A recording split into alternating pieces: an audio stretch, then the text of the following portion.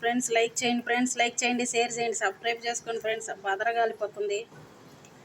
ఒక half cup బెల్లము, half cup చక్కెర వేసి కొంచెం నీళ్ళు వేసి బాగా పాకంలాగా వచ్చిన తర్వాత రైస్ పిండి ఉంటుంది కదా ఫ్రెండ్స్, మనం ఎప్పుడో పొడిగొట్టి పెట్టుకున్న పిండి, ఆ పిండి వేసి ఆ పిండి వేయక ముందు యాలకల పొడి, కొంచెం జీడిపప్పు కచ్చామచ్చగా వేసి నెయ్యి వేసి తర్వాత ఈ పిండి వేసి ఇలా కలుపుకోవాలి ఫ్రెండ్స్. ఇదో ఈ మాదిరిగా.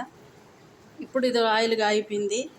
ఆయిల్లో చిన్న బాల్ లాగా వేసుకుందాం ఫ్రెండ్స్. టేస్ట్ సూపర్గా ఉంటుంది.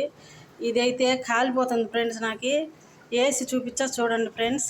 ఇదండి ఫ్రెండ్స్, అక్కడక్కడ జీడిపప్పు అవి కనిపెడుతుంది కదా. చూడండి ఫ్రెండ్స్ ఎలా ఉన్నాయి, గులాబ్ జామున్ మాదిరి ఉండే సూపర్ టేస్ట్ ఉంటుంది. ఇది చూడండి, మెత్తగా ఎలా ఉందో ఇట్లాంటివి వచ్చేస్తుంది ఫ్రెండ్స్. చూడండి ఎలా ఉందో చూడండి.